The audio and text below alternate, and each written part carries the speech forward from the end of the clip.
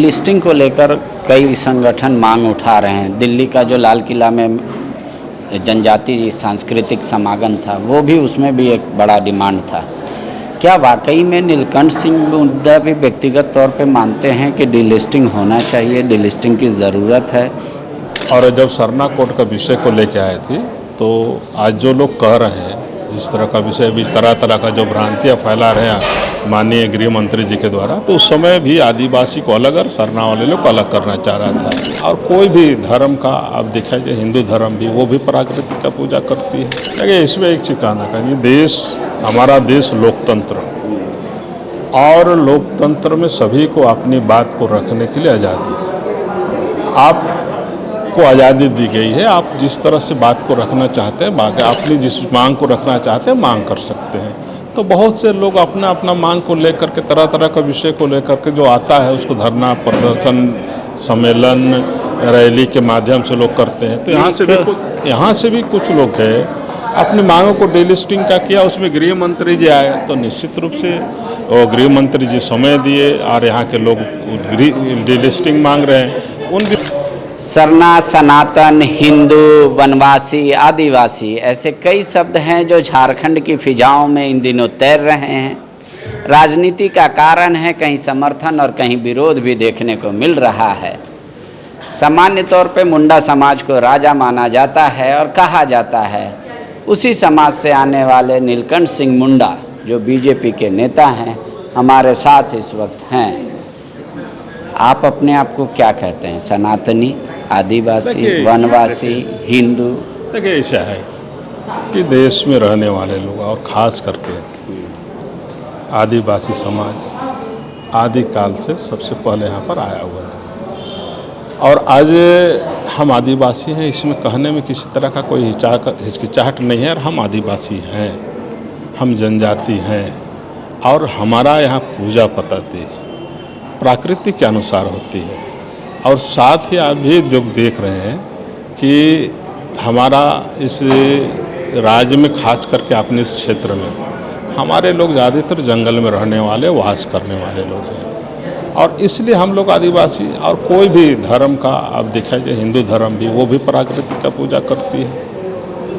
और वो भी प्राकृतिकता, वो भी छठ पूजा करता है, सूर्य भगवान का पूजा करता है, वो भी जल का पूजा करता है, वो भी पहाड़ का पूजा करता है, वो भी शिव का पूजा करता है। हम भी करते हैं, हम भी जल का करते हैं, हम भी पहाड़ का, हम भी पेड़ का करते हैं, हम भी करते हैं। लेकिन एक बड़ा तबका ये कह रहा है कि हम आदिवासी हिंदू नहीं हैं, हमको अलग से सरना धर्म कोड या आदिवासी धर्म कोड दीजिए। देखिए, सब शुरू से ही, जब से देश आज़ाद हुआ, देश आज़ाद होने के बाद आप लोग देखेंगे कि हमारा बीच में आदिवासी का कॉलम था। लेकिन इस देश में कांग्रेस की जब सरकार बनी 1961 के आसपास, उस कॉलम को यहाँ से हटाने का काम किया और आज हिंदू लाने का काम किया उस समय उस कॉलम में। और आदिवासी को भी कांग्रेस के द्वारा उस समय उस हिंदू कॉलम में हम लोगों का हिंदू में जोड़ने का क्या। और इसलिए आज तक ये चलते आया है कि सभी लोग आज, चूँकि हिंदू, मुस्लिम, सिख, ईसाई, ये 3 कॉलम, 4 हैं। तो या तो आप ईसाई धर्म मानते हैं तो ईसाई में कीजिए, आप यदि मुसलमान हैं तो मुसलमान में कीजिए, सिख हैं तो सिख में कीजिए, और हिंदू हैं तो चूँकि जो शेष बचे हुए हैं तो हम लोग सभी लोग हिंदू में करते हैं। ठीक है, लेकिन आपके गृह मंत्री ने कहा वनवासी, उसको लेकर उनका पुतला दहन हुआ, राज्य के मुख्यमंत्री ने सवाल खड़ा किया, बोले ये आइडेंटिटी से खिलवाड़ है। वनवासी क्यों कर रहे हैं? हम आदिकाल से रहने वाले आदिवासी हैं, शब्द का हेर फेर। हमारा उसमें लोग अनुसूचित जनजाति और आदिवासी नहीं लिखा हुआ है, अनुसूचित जनजाति। देश के गृह मंत्री जी करीब 10 बार बोले कि हम जनजाति के लोगों का इसे महाकुंभ में आए हैं। अब जिसको जो समझना है, जिसको जिस तरह लोग समझते हैं, क्योंकि ये हमारा देश में यहाँ पर बहुत से राजनीतिक दल हैं जो राजनीति करते हैं। वो लोग जो भी विषय है उसको तरह तरह से, जिस नज़र से देखता है उस नज़र से लोग देख रहे हैं। एक आखिरी सवाल, डीलिस्टिंग को लेकर कई संगठन मांग उठा रहे हैं। दिल्ली का जो लाल किला में जनजाति सांस्कृतिक समागम था, वो भी उसमें भी एक बड़ा डिमांड था। क्या वाकई में नीलकंठ सिंह मुद्दा भी व्यक्तिगत तौर पे मानते हैं कि डिलिस्टिंग होना चाहिए, डिलिस्टिंग की ज़रूरत है?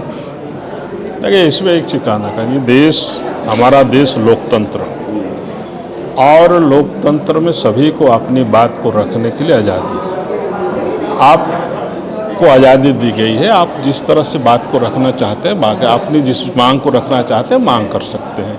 तो बहुत से लोग अपना अपना मांग को लेकर के, तरह तरह का विषय को लेकर के जो आता है उसको धरना, प्रदर्शन, सम्मेलन, रैली के माध्यम से लोग करते हैं। तो यहाँ से भी कुछ लोग हैं अपनी मांगों को डिलिस्टिंग का किया। उसमें गृह मंत्री जी आए तो निश्चित रूप से और गृह मंत्री जी समय दिए और यहाँ के लोग डिलिस्टिंग मांग रहे हैं, उन विषयों को सुनने का काम किया। लेकिन लोग कह रहे हैं कि कल्चरल हेजिमनी हो रहा है, ये जो आदिवासी कन्वर्ट हो गए हैं ईसाई, वो लोग घुस के कल्चरल हेजिमनी कर दे रहे हैं, पता ही नहीं चल रहा है कि कौन आदिवासी है, कौन क्रिश्चियन है। इस वजह से डिलिस्टिंग सीधा सीधी आप लोगों को याद होगा जब विधानसभा का सत्र चल रहा था तो उस समय ये सरकार एक सरना कोड का विषय को लेके आया था, और जब सरना कोड का विषय को लेके आए थी तो आज जो लोग कह रहे हैं जिस तरह का विषय भी, तरह तरह का जो भ्रांतियाँ फैला रहे हैं माननीय गृह मंत्री जी के द्वारा, तो उस समय भी आदिवासी को अलग और सरना वाले लोग को अलग करना चाह रहा था। आप उस प्रोसीडिंग को निकाल करके दिए, अब देखिएगा वहाँ का जो डिबेट को आप देखिएगा तो आदिवासी अलग था और सरना अलग था, आदिवासी ऑब्लिक सरना था। तो फिर बाद में हम ही लोगों ने कहा कि आदिवासी ऑब्लिक सरना कीजिए, को जोड़ दीजिए। वो उस समय वो आदिवासी अलग किया था और ऑब्लिक सरना, आदिवासी ऑब्लिक सरना किए थे, तो ये दोनों अलग हो जाता। तो इसलिए हम लोगों ने कहा कि आदिवासी सरना को एक में जोड़ दिया जाए। तो ये सरकार चाहती है कि यहाँ के लोगों को लड़ाने का, यहाँ के लोगों को भ्रमित करने का, और इसलिए आज इस तरह का विषय यहाँ पर इस गोल, जहां 27 वर्षों के सफर में 17,000 से भी अधिक छात्रों ने डॉक्टर एवं इंजीनियर बनकर भरे सफलता की ऊंची उड़ान, जहां साधारण छात्र भी झारखंड टॉपर्स बनकर बना रहे इतिहास। दूरदर्शी शिक्षाविद श्री विपिन सिंह के मार्गदर्शन में मेडिकल एवं इंजीनियरिंग के लाखों छात्रों के लिए आशा की किरण के रूप में गोल नेशंस लीडिंग इंस्टीट्यूट। प्रॉब्लम हो गया और सडनली हो गया, अचानक हो गया। तो Jeevan Jyoti super specialist hospital में एडमिट करके इनका एंजियोग्राफी कराया। एंजियोग्राफी करने के बाद वो अपना रिपोर्ट दिया कि इनका 95% प्लस ब्लॉकेज, स्टेंट से काम नहीं चलेगा, इनको बाईपास करना ही पड़ेगा। कबीर हर्ब है, जब यहाँ पहुँचे फर्स्ट टाइम में इनको दिखाया तो माशाल्लाह रिपोर्ट बहुत बढ़िया है। 1 सप्ताह अंग्रेजी दवा चलाना है, उसके बाद दवाई बंद कर देना है।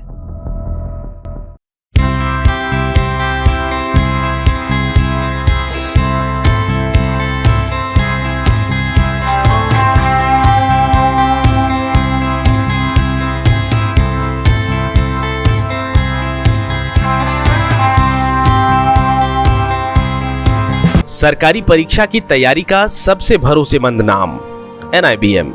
अच्छा कोचिंग ढूंढ रहे थे तो फिर गूगल में ही बताया कि यहाँ का रेटिंग भी बहुत अच्छा था। पुरुलिया से आए हैं यहाँ पर कोचिंग करने के लिए। NIBM के बारे में मेरे एक भैया हैं जो पिछले साल ही बैंकिंग यहीं से प्रिपरेशन किए और इस बार IBPS PO में सिलेक्शन लिए। मेरा अभी फाइनल सिलेक्शन हुआ है RRB PO में, उत्तर बिहार ग्रामीण बैंक में। मेरा फाइनल सिलेक्शन RRB PO में हुआ है। NIBM